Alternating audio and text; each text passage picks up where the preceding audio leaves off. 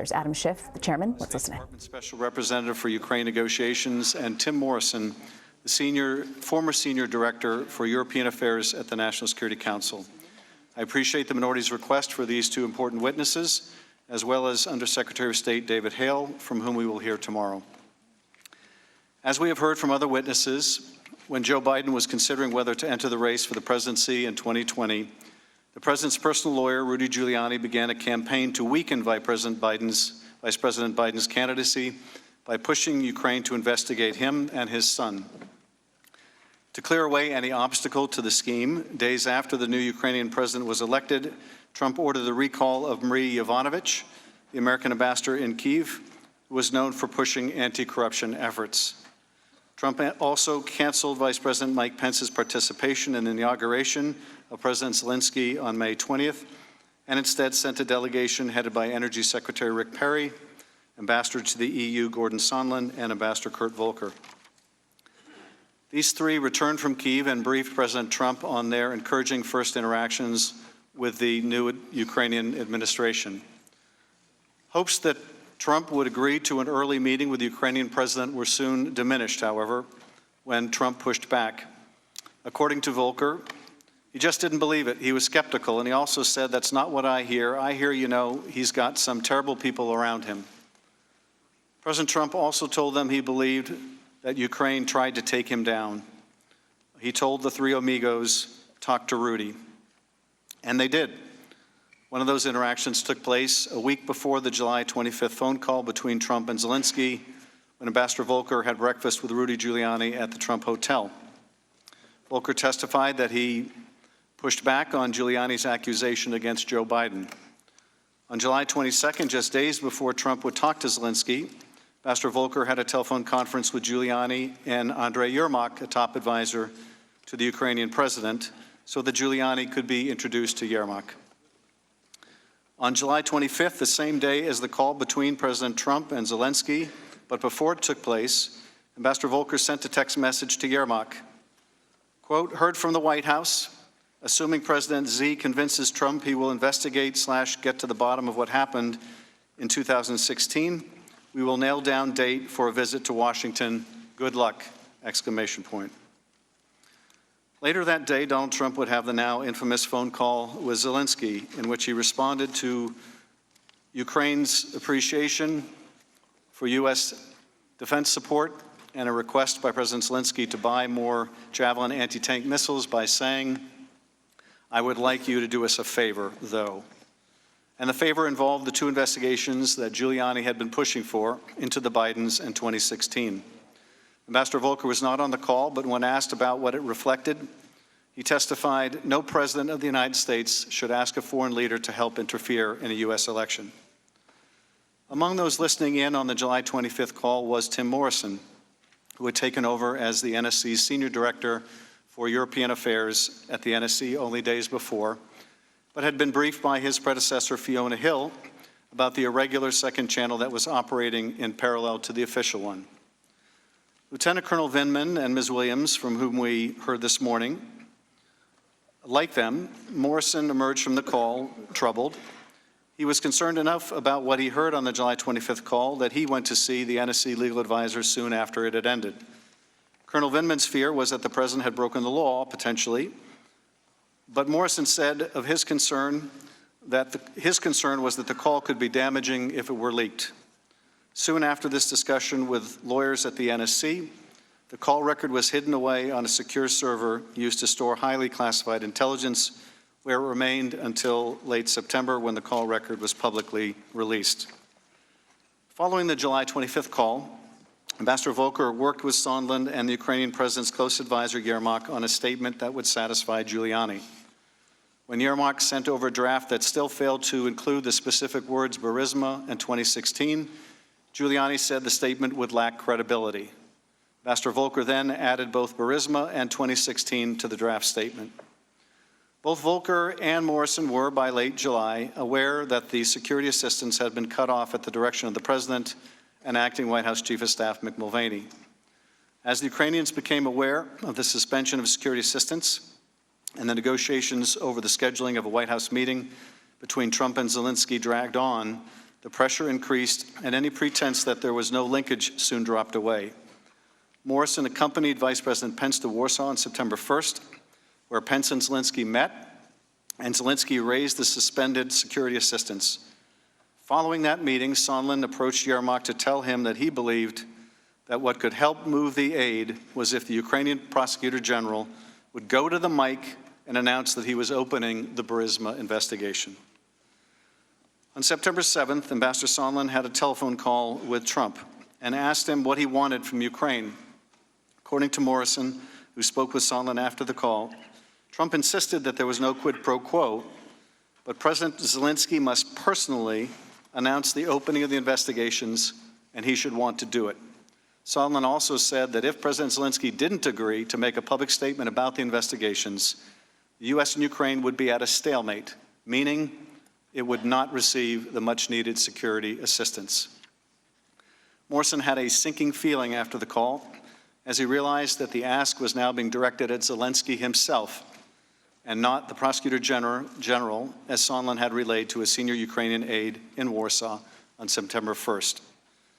While President Trump claimed there was no quid pro quo, his insistence that Zelensky himself must publicly announce the investigations or they'd be at a stalemate made clear that at least two official acts, a White House meeting and $400 million in military aid, were conditioned on receipt of what Trump wanted, the investigations to help his campaign. The efforts to secure the investigations would continue for several more days, but appear to have abruptly ended soon after the three committees of Congress announced an investigation into the Trump-Giuliani Ukraine scheme. Only then would the aid be released. I now recognize Ranking Member Nunes for any remarks he would like to make. Welcome back to Act 2 of today's circus, ladies and gentlemen. We are here to continue what the Democrats tell us is a serious, somber, and even prayerful process of attempting to overthrow a duly elected president. If they're successful, the end result would be to disenfranchise tens of millions of Americans who thought the president is chosen by the American people, not by 13 Democrat partisans on a committee that's supposed to be overseeing the government's intelligence agencies. And isn't it strange how we've morphed into the impeachment committee, presiding over a matter that has no intelligence component whatsoever? Impeachment, of course, is the jurisdiction of the Judiciary Committee, not the Intelligence Committee. But putting this farce in our court provides two main advantages for the Democrats. It made it easier for them to shroud their depositions in secrecy, and it allowed them to avoid giving too big of a role in this spectacle to another Democrat committee chairman in whom the Democrat leaders obviously have no confidence. Who can possibly view these proceedings as fair and impartial? They are being conducted by Democrats who spent 3 years saturating the airwaves with dire warnings that President Trump is a Russian agent. And these outlandish attacks continue to this very day. Just this weekend, in front of a crowd of Democratic Party activists, the chairman of this committee denounced President Trump as a profound threat to our democracy and vowed that we will send that charlatan in the White House back to the golden throne he came from. How can anyone believe that people who would utter such dramatic absurdities are conducting a fair impeachment process and are only trying to discover the truth? It's obvious the Democrats are trying to topple the president solely because they despise him, because they've promised since Election Day to impeach him, and because they're afraid he will win re-election next year.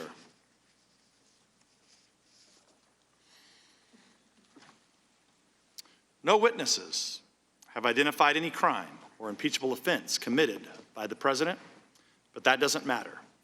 Last week, the Democrats told us his infraction was asking for a quid pro quo. This week, it's bribery. Who knows what ridiculous crime they'll be accusing him of next week. As witnesses, the Democrats have called a parade of government officials who don't like President Trump's Ukraine policy, even though they acknowledge he provided Ukraine with lethal military aid after the Obama administration refused to do so. They also resent his conduct of policy through channels outside their own authority and control. These actions, they argue, contradict the so-called interagency consensus.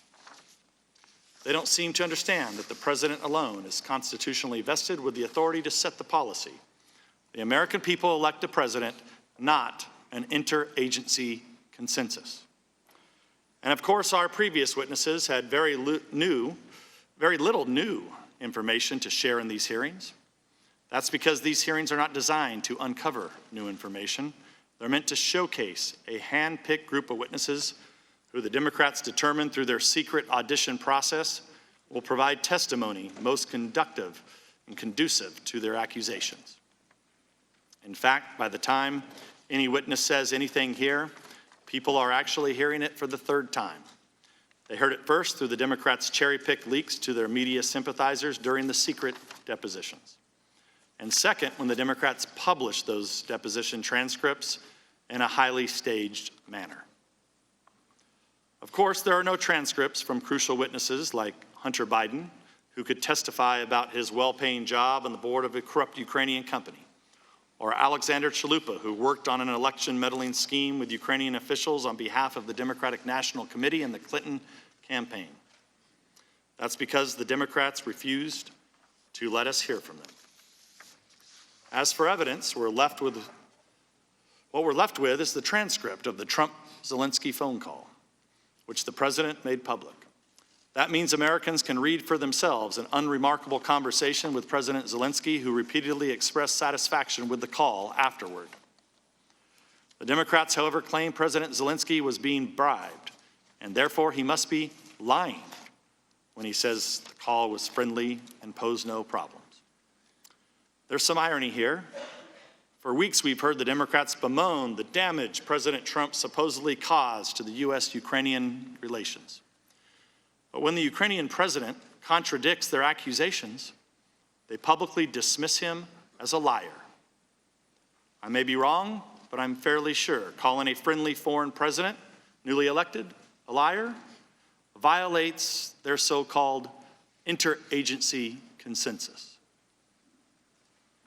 So overall, the Democrats would have you believe President Zelensky was being blackmailed with a pause on lethal military aid that he didn't even know about, that President Trump did not mention to him, and that diplomats have testified they always assumed would be lifted, which it was. Without the Ukrainians undertaking any of the actions they were supposedly being coerced into doing. This process is not serious, it's not sober, and it is certainly not prayerful. It's an ambitious attack to deprive the American people of the right to elect a president the Democrats don't like. As I mentioned, the chairman of this committee claims that democracy is under threat. If that's true, it's not the president who poses the danger. I yield back.